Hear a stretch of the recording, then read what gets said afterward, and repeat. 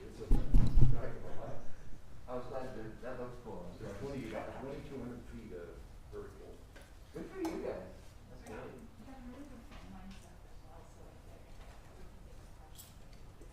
So what does that mean? Like, okay. And then that'll be you. Or They all start asking.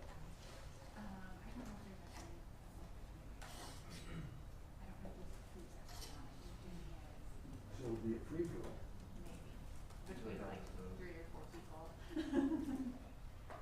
We should have a text. Yeah.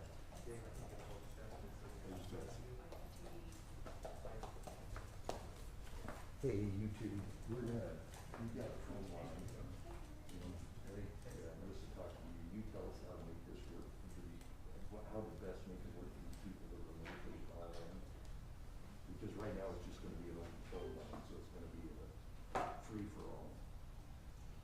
Whether they text in or, so you guys talk. It's probably easiest if someone mediates, but you could say, we'll That, take the next question. that's not me. It could be Emily or Melissa. Do you wanna do that? Will you do that, Emily? Yeah, Okay, all right.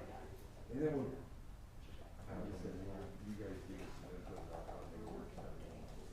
Sure, And we'll absolutely. just blend you out. But, yeah, but for today, I mean, if someone, whether it's Marissa or you Okay, says, all right. the next question will be from the phone, Okay. that'd probably help. So will you, will one of you two do that for me, so? Yeah. My goal is to make everybody mad. Here we go. Made me nervous.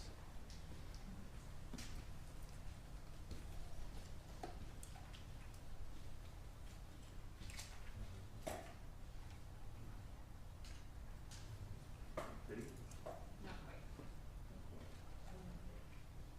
You're making me nervous, you guys.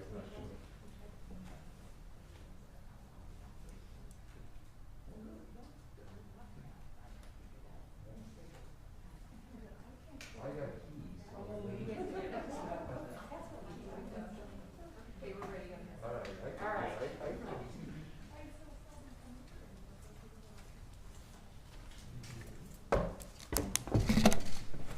Good morning.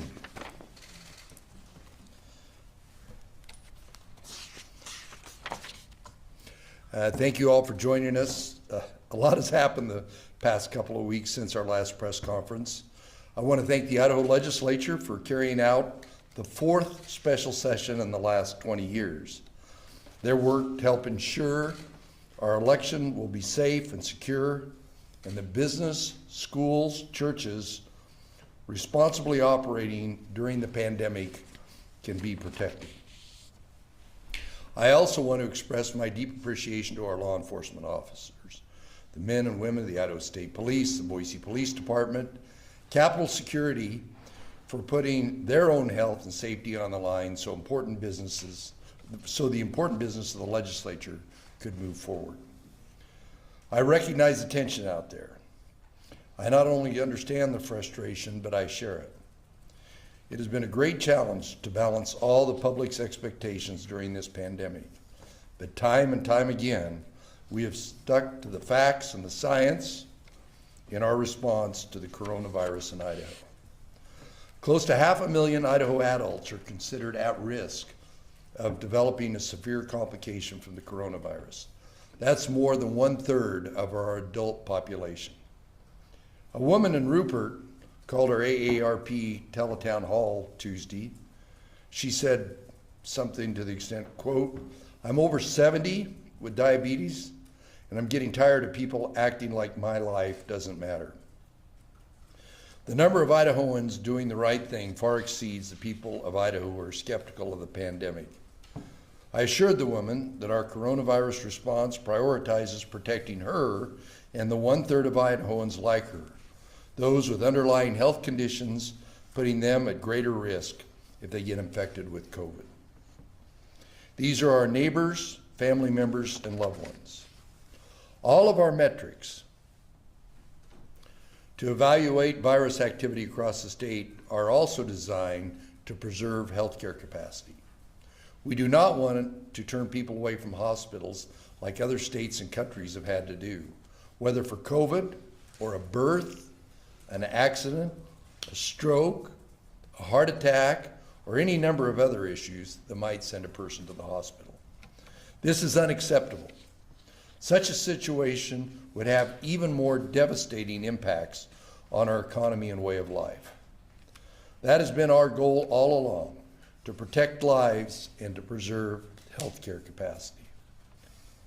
This is called the novel coronavirus for a reason. We are learning more about the global pandemic as we go, and we've had to adjust our response based on new information. We've had to balance the science with the economic and social impacts of the coronavirus response as well. For months now, Idaho's economy has been open. Only 2 states have better employment rates than Idaho. People have returned to work safely. Children have started to return to schools for in-person instruction in most parts of the state. We have managed to do that without maxing out healthcare capacity statewide. How, you may ask? Through our personal actions and through your personal actions. After reviewing the data over the last 2 weeks, we will keep Idaho in stage 4 for another 2 weeks because the number of overall COVID hospitalizations statewide is still too high. Dr. Christine Hahn, our state epidemiologist, will review the statewide metrics in a bit. I do not classify staying in stage 4 as a failure. Statewide, our numbers and metrics are looking pretty good. In fact, even in many of the hot spots, we're seeing encouraging trend. But that is not a reason to let our guard down. As we approach fall, the opportunity for community spread will increase. Dropping temperatures will drive people indoors where people will be sharing physical space and more transmissible moments can occur. This presents opportunities for spread and threatens our healthcare capacity, the very thing we're trying to protect so that our economic rebound can continue, so our students can learn in their classrooms as they deserve to be. There's also the approaching flu season. I urge Idahoans to get a flu shot and ramp up your personal actions to prevent the spread of both the coronavirus and the flu. Wear a mask, avoid large gatherings, especially indoors, keep physical distance from others, wash your hands, clean surfaces regularly, and stay home if you're sick. I want to thank the people of Idaho for your continued efforts to protect yourselves and your neighbors. Please keep up the good work. With that, Dr. Hahn will review our statewide metrics, and then we will take your questions. Dr. Hahn.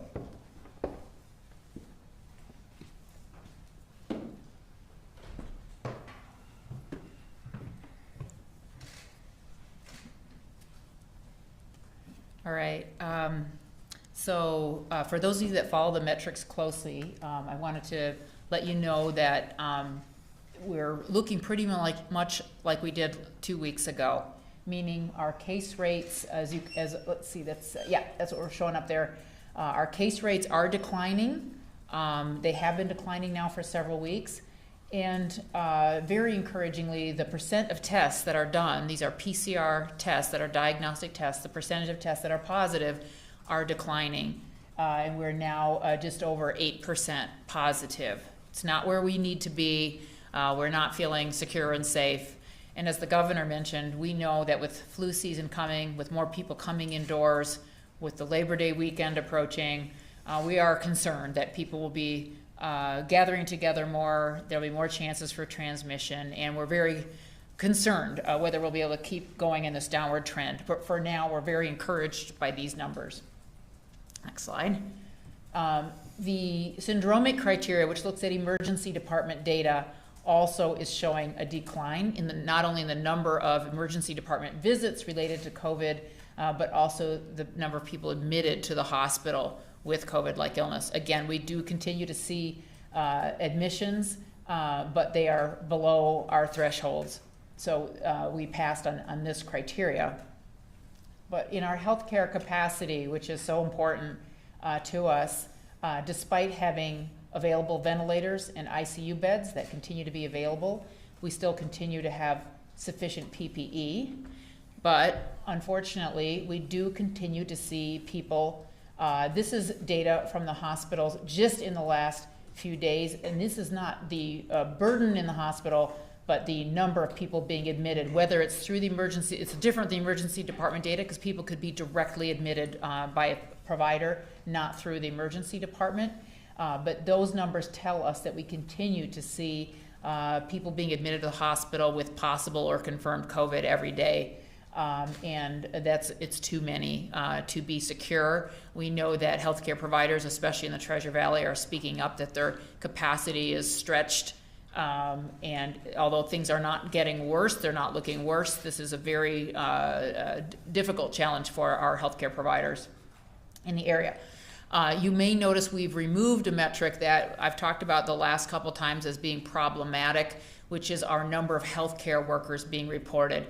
We still collect that data and we're still looking at it, but we've realized that it's not timely enough to be used as a decision-making metric. That is, because the local health departments have so many cases to investigate really since July, they have sometimes not gotten that information into our records quickly enough for us to use that as a very real-time type of piece of information. So we've removed that from the metric. We are looking at something we could add to sort of replace that really looks at that healthcare worker capacity. But we have not done that yet, but you stay tuned. We might add that next time. We're hoping to finalize something. So with that, that's it for the metrics. So I don't know if there are any, if the governor wants to wrap up and. You get all the good questions. Questions?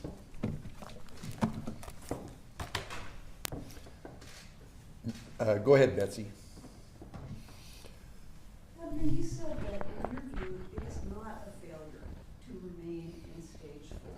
And if we were to move out of stage 4, we would no longer have any limits on gatherings or social distancing requirements or anything like that. How long do you think the state may have to remain in stage 4, looking at what's happening in our future? The data will tell us. And we just stuck with the data, and Dr. Hahn talked about the change, but we are concerned about where we are on the calendar with schools starting up, with the flu season starting up, and particularly, if you look at what happened in some of the southern states, when they had big spikes is when it got so hot that people went inside where it was air conditioned instead of being outside. So all those things combined, our numbers aren't where we want them to be. So, but if everybody does the right thing, you can't argue with the bulk of the trend. It's pretty good, but it's not where it needs to be. And we've got some added risk factors with the flu season and with also with kids being back in school. Would it be a bad thing, Governor, if Idaho were to remain in stage 4 through the flu season or through the winter?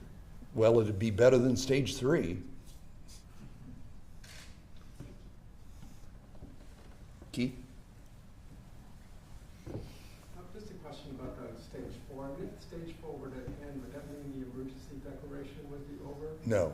And then No, and it doesn't mean the emergency declaration over, and it also doesn't mean that the guidance that we send out to the health districts, that guidance will be here. So even if we were out of stage 4, there'd still be guidance for a lot of these other issues. So we won't be, even if we moved out of stage 4, there's still things that are going to be different than what we did in January until we have either a vaccine or until we have basically more people protected.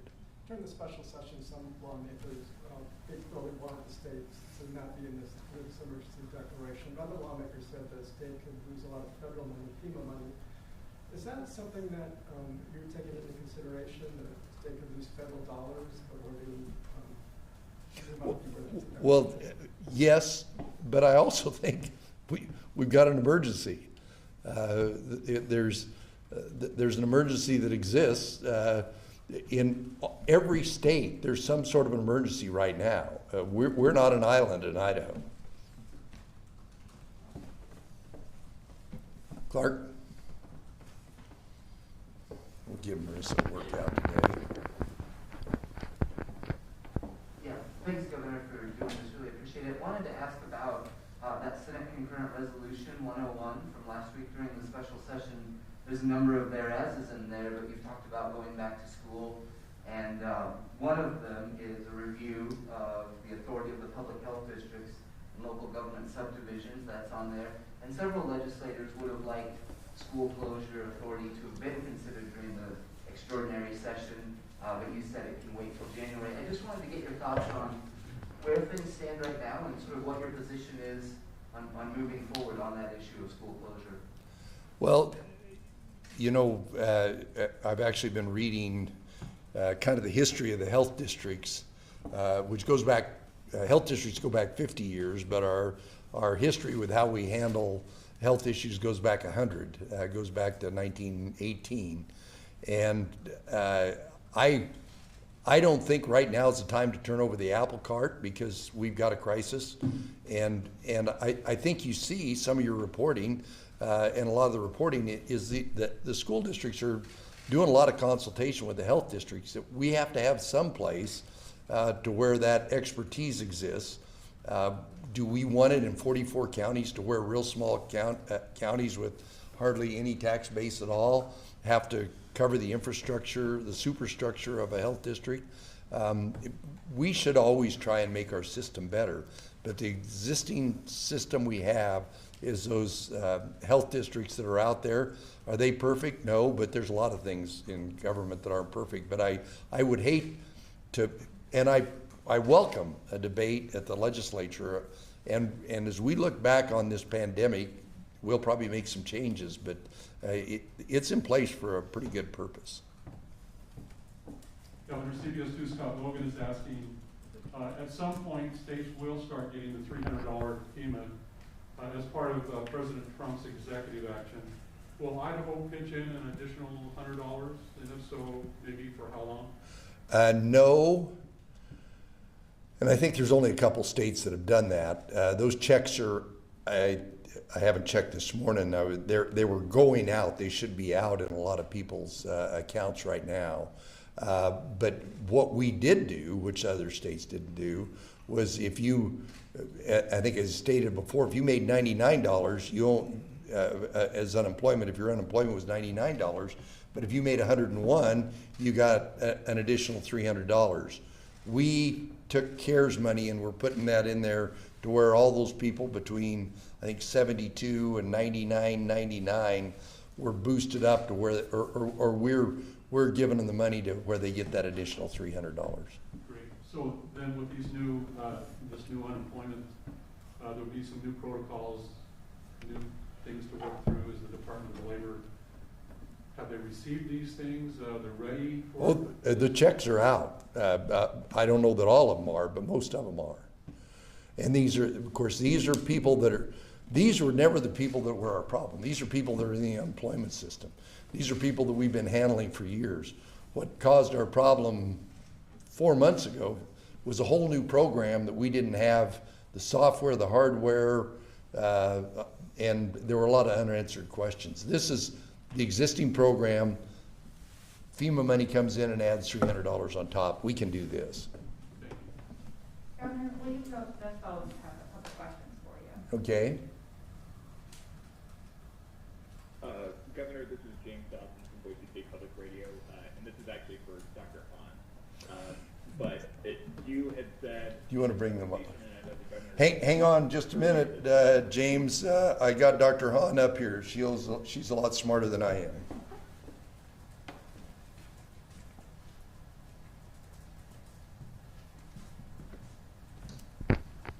Yeah, James? Hey, Dr. Hahn. So earlier in your presentation, and I know the governor had mentioned this earlier this week in the AARP call too, but you're talking about lower levels of positivity rates that we've seen over the past few weeks, but this is also the lowest amount that Idaho has tested in 2 months. How confident are you that our positivity rate is actually slowing instead of being artificially low because of a lack of testing? Yeah, thanks, James. So I don't know if everybody could hear that, but the question is, with our positivity rate going down, how much of that might be, or our lower case numbers, is that just a function of less testing? And it's a very, very difficult question, James, but I think the reason our testing numbers are dropping right now is that I think most of our testing in our state is still driven by symptomatic people showing up and saying, I want to be tested. You know, I'm coughing, I have a sore throat, whatever. So there's this undulating pattern, if you will, where when more sick people are out there, our testing rates go up, and as the amount of illness drops, the testing rate goes down.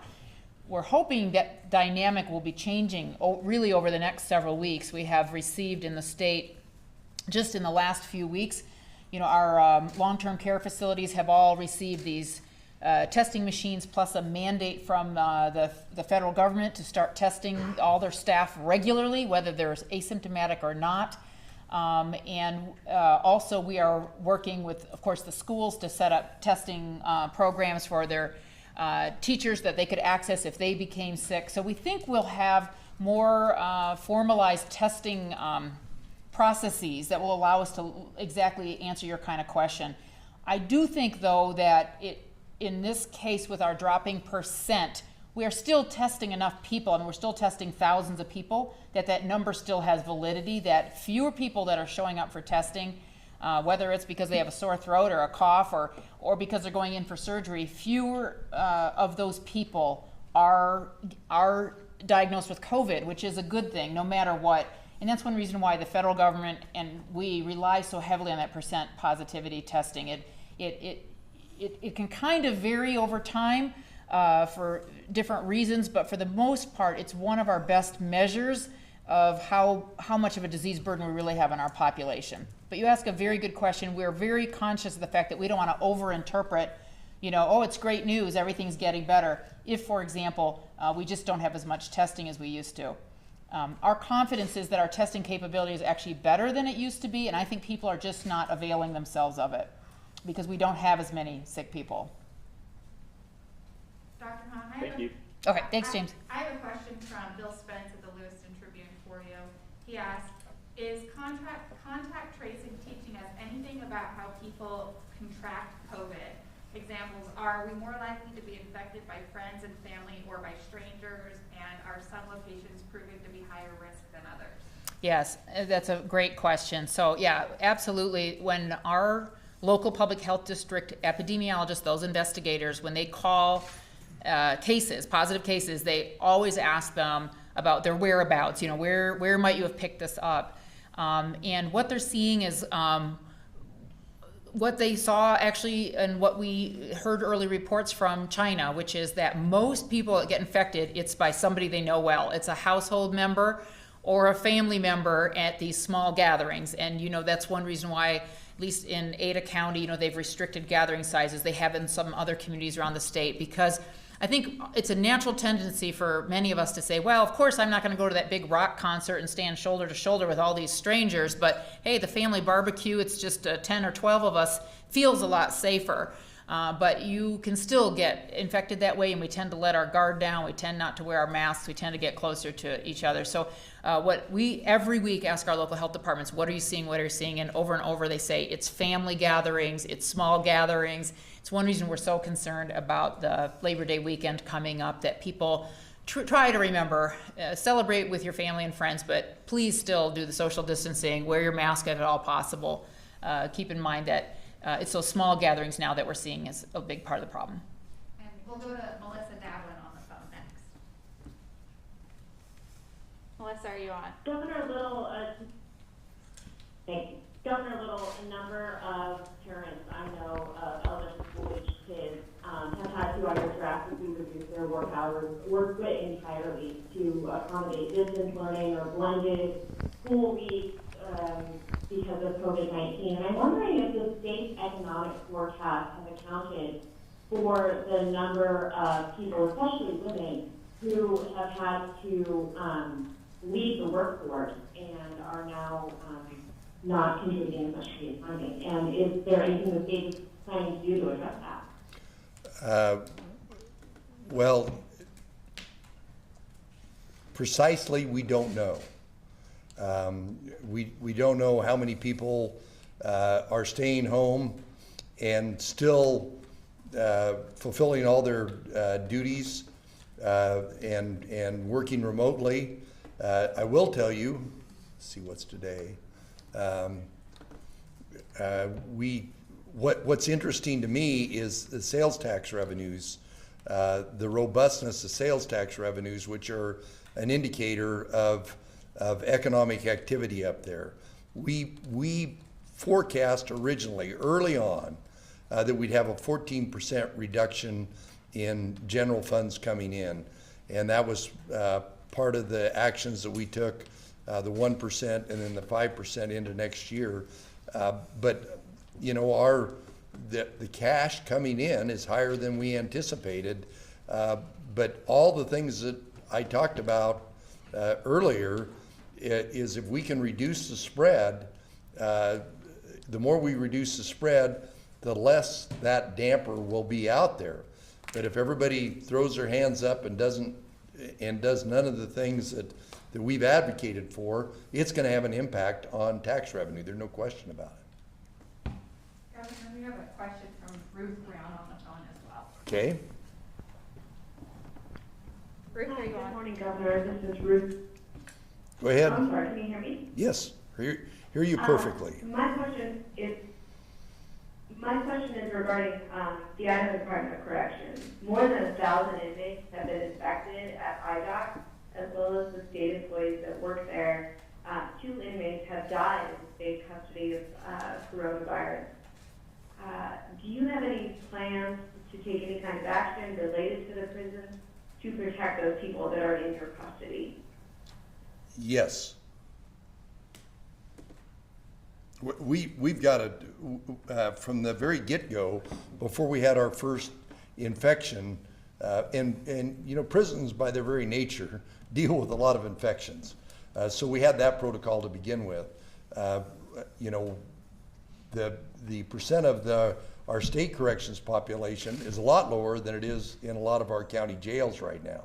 But we are testing, we're testing people that come in, we're isolating people that have tested positive, particularly ones that are lower risk. We've isolated them from the rest of the population, as just like we are about everybody else. We're concerned about the people that are older, that have health complications, and that's where your fatalities are going to be. But for a long time, we were one of the only states with no infections. We're not now, but there's a significant plan in place, and I think you've been monitoring the dashboard the Department of Corrections puts out. You know, there's a lot of moving parts. It's people coming into the system, it's people going out of the system, it's what do we do? Right now we're transferring from Texas to Arizona, and what do we do in the protocols there? There's a lot of things taking place, but it's in our interest, it's in the interest of the state that we do all we can to keep those, not only the staff, but the incarcerated population safe. Yes? I have a question from. I guess what I'm asking is, what do you plan to do? Well, we put enormous amount of resources, not only testing, personnel, monitoring, testing, personnel. Those are all things that have taken place. We've added, CFAC recommended, and we put more money into the system to make sure we had testing, isolation, tracing. We've got a whole new facility where we've put a lot of our inmates. So there's a lot going on. I have a question from Idaho News 6's Steve Dent. We've heard a lot of concerns from the health district in Ontario who feel that Idahoans from Fayette County are bringing COVID over the border. Have you talked with Oregon's governor at all, and what are your thoughts about them saying that, you know, specifically Idahoans from Fayette County are bringing it to Oregon? Yes, but I think the numbers would reflect that we're not filtering people out at the state line and only letting positives go in there. That goes both ways. And I, you know, if you look at the map of Oregon, there's a great big blotch where Malheur County is, but their positivity rate in Malheur County is higher than it is in the adjacent counties. And of course, again, they've got a big corrections facility out there that kind of skews their number. But yes, I have talked to Governor Brown about it. Governor? This is a question for Dr. Khan.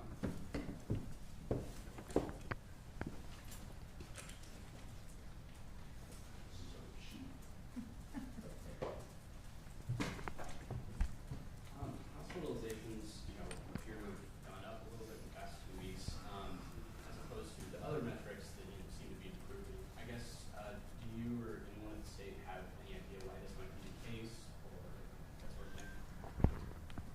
Yeah, so the question was about hospitalization. So are you referring to data in the metrics?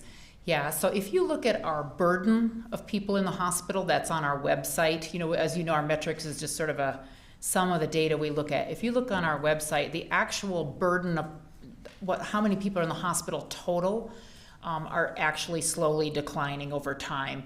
Not where we want to be. We don't want to see anybody in the hospital, and our number of patients in the intensive care has actually remained more steady and not gone down as much as the total hospitalizations.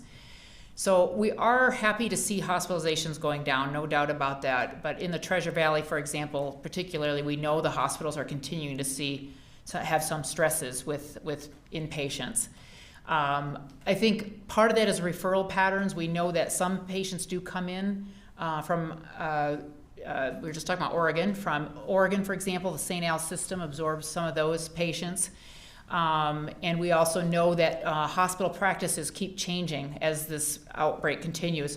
For example, you may be aware that now remdesivir, the antiviral drug, is now, just last week, was expanded where it can now be used for any hospitalized patient, not just for folks in critical care. So those kind of changes can sometimes change hospitalization patterns in a way that are hard for us to quickly understand. So short story is I don't quite understand everything that's happening, but we are seeing, in our total number of people in the hospital, we are seeing declines.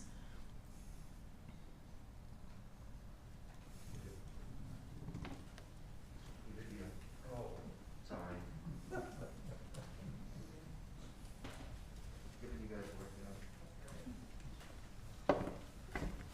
All right, this is a question for Governor Little and to Kevin Richard. He wanted to ask about school reopenings in Ada County, and I believe on Monday, Central District Health said Ada County schools are in the red, and he wanted to ask how is CUNA able to open for hybrid learning despite the CDH guidelines, while Boise is online and West Ada will open online, and Kevin wondered if you're concerned about the inconsistency and whether that could potentially affect Idaho's efforts to curb the virus. Well, it could be interpreted as an inconsistency, but if you're, some of these school districts in some parts of the state are massive, and they might have a community where they've got real high numbers, another community where they don't have it. That's why I think it's best addressed by the school district in consultation with the public health district. That's Idaho law today, and I have no reason to, the legislature may show up in a few months and decide they want to change that, but that is that may appear as a problem. But not only are school districts different, school buildings are different. Some school buildings have better air filtration, air circulation, bigger spaces, different ways for people to ingress and egress. And so a statewide solution doesn't address really the boots on the ground. How do we keep these kids and the staff safe? So it may look a little inconsistent, but the net of it is being reviewed from a public health standpoint, and also from a standpoint of getting the kids back to school. Thanks. Keith?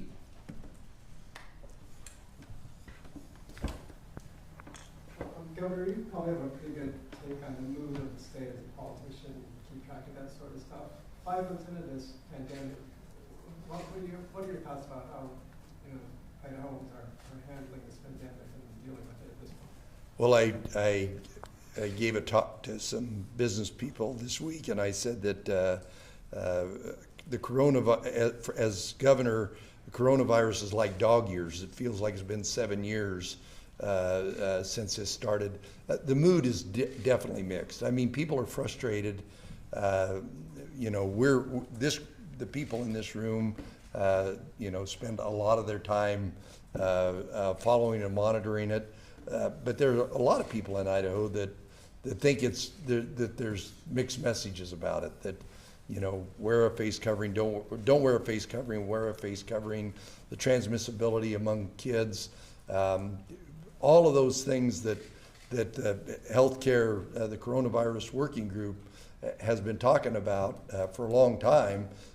Just like the last question, like Kevin's question about schools. You know, you would think, well, it's either safe to open all the schools or it's not. That's not the way it is. And so when you ask about the mood of people, that's why we do this. And that's why I have a call with the House, with the Senate, with the cities, with the counties, all the time to try and explain to people how complicated and how evolving this system is. So I think a lot of people are confused. A lot of people are irritated. And of course, anything that's going on in the economy, they want to blame the coronavirus, but a lot of it is basically consumer activities. If there was no action taken by any governmental body, and we would have had the run that could have happened here, believe me, the economy would be in worse shape than it is right now, and that's hard for people to understand. Governor Scott Logan is asking that the emotional toll on Idahoans and especially the unemployed is getting more severe, you know, the longer this thing goes. What is the state offering to help those that have these kind of issues? Well, actually, prior to the coronavirus, you know, behavioral health was one of our top priorities, not only in our K-12 system, but statewide. We just put together our Behavioral Health Council, really at the request of the judiciary branch, where the judiciary, the legislative, and the executive branch. We put a lot of new, there was some money that came directly from the federal government, and then some CARES money that put into behavioral health, and we need to continue to do that. We know it's a big risk. Just any kind of turmoil in life, whether it be economic turmoil or concerned about the health care side of it, is turmoil that we want to address. But we got a lot going on in the behavioral health field right now. But even if the COVID virus goes away in 6 months, we've still got some behavioral health and substance abuse problems that we need to address going forward.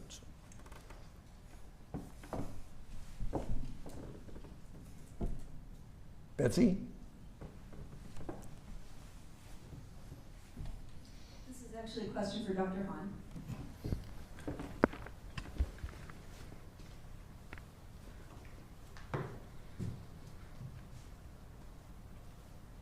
Dr. Hahn, you mentioned that the number of infections among healthcare workers is no longer being used among the metrics that would decide if we move on. Is that still being monitored? And how significant a concern does that continue to be? Yeah, so Betsy, absolutely. I appreciate you asking the question, because I want to be clear that we do look at that number we still are tracking it.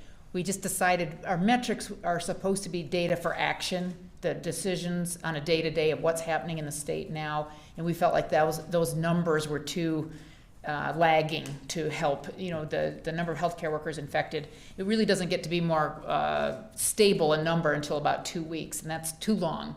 So we decided not to use it as a metric, but we'll continue to monitor it. In addition, what factored into our consideration was that when we talked to the healthcare agencies and to the local public health investigators, they said, these folks are healthcare workers, but they're getting them like we all are getting them. They're getting infected from their families or from the community. It's not a marker for problems at those facilities, like people are getting infected on the job, which we didn't know if that would happen or not early on, right? There was a lot of question about what's the right PPE to use. Are these healthcare workers protected? We wanted to make sure they weren't getting infected at higher rates than the rest of the community.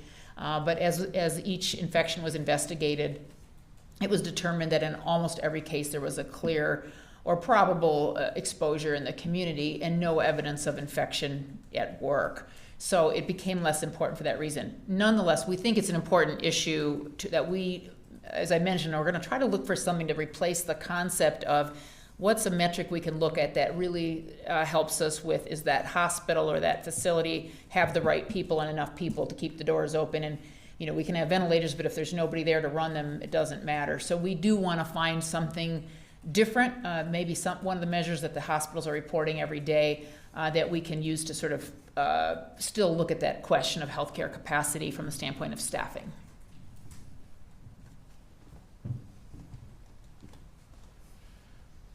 I'll add a little bit to that issue. Everything we're talking about, whether it be the hospital workers, the incarcerated population, and of course one of the other critical things that we monitor is long-term care. Almost all the infection, we trace it back, is coming from those areas that Dr. Hahn talked about, that community spread at a family event or a social event, because our long-term care facilities, our prisons, they are all complying with the best practices. It's that community spread out there and the viral load that exists out there that's a problem in that area, and that's been our problem. We all done, Marissa? Ask anyone on the phone. Anybody on the phone?